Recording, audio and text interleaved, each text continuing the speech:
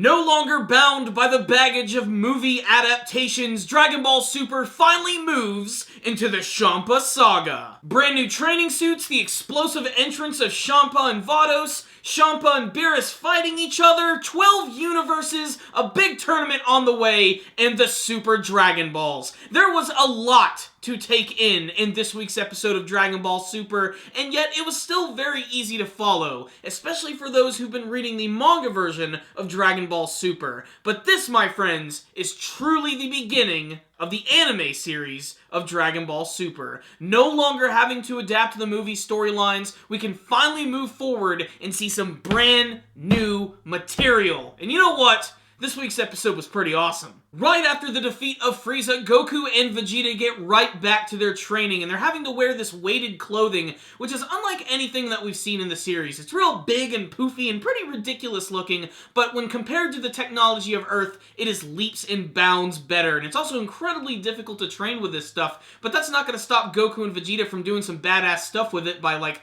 literally doing thumb push-ups while wearing these things, and still being able to pull off like 50,000 of them. However, before they can get into the full swing of their training, we get the arrival of Champa and Vados, who literally just explode right into Beerus' planet. This scene is really awesome because, one, I love the fact that Champa says that a protagonist or a hero is the one who has to make a big and flashy entrance. That's what he sees himself as. And let's just go ahead and talk about Champa for a second. Champa is basically the exact opposite of Beerus in many ways. You know, basically, he's just a chubbier version of the character with a slightly different shade of purple, and I never noticed this before, but his tail is stubby when compared, of course, to Beerus's. Maybe that's because he's a little overweight, or maybe that's just the way it is. Maybe his tail was cut off by Beerus or someone else in the past. I'd like to learn a little bit more about this, but basically what's going on here is Champa and Vados are visiting Beerus and Whis so that they can have a battle over food.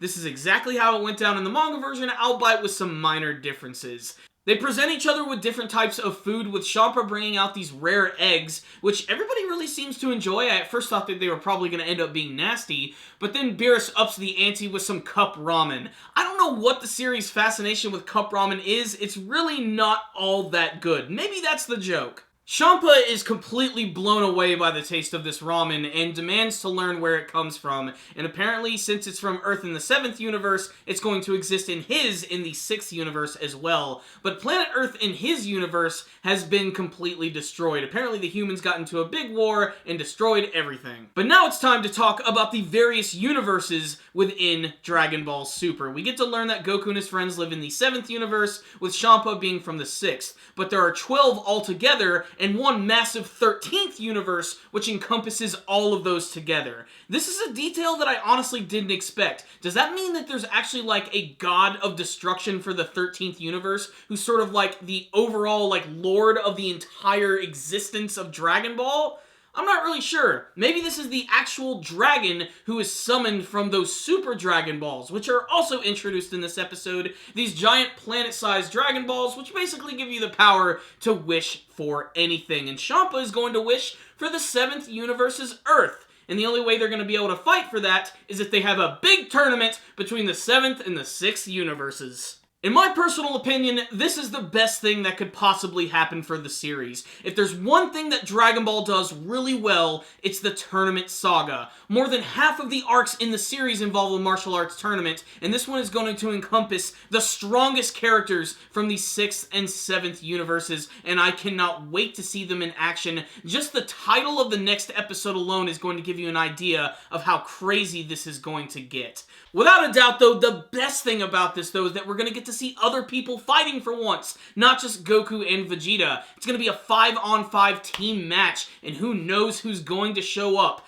After all, Gohan is going to be getting trained by Piccolo again, so there is the small possibility we could see him in this arc. However, it's hard to say with the way the things are going in the manga, but we're just going to have to wait and see. There do seem to be some key differences between both of these adaptations, but I'm really excited to see where this is going. So what's the rundown on this week's episode of Dragon Ball Super? We are finally in the new material of the series, and you know what, guys? It feels good.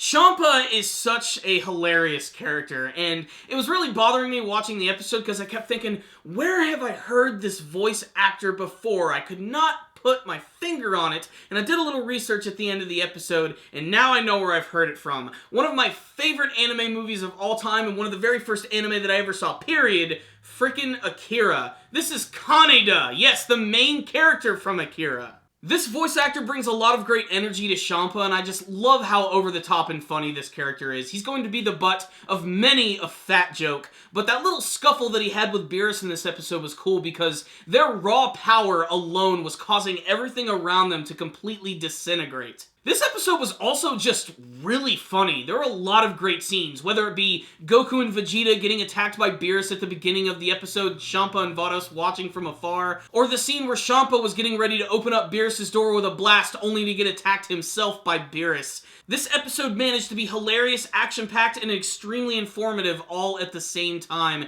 and I'm really excited to see what they're going to do with it. I really hope they're able to up the ante in terms of the animation and the artwork, especially when we get to some of these big fighting scenes. I can't wait to see all of the fighters.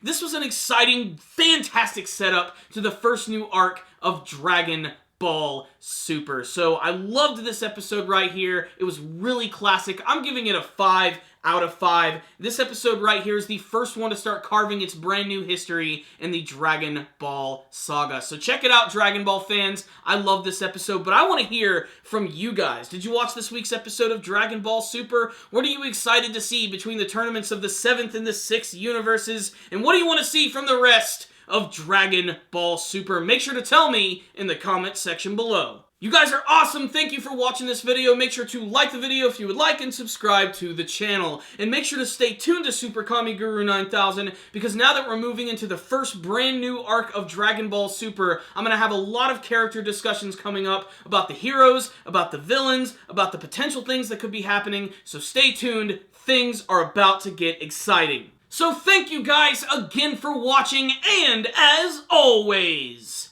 stay dandy, baby!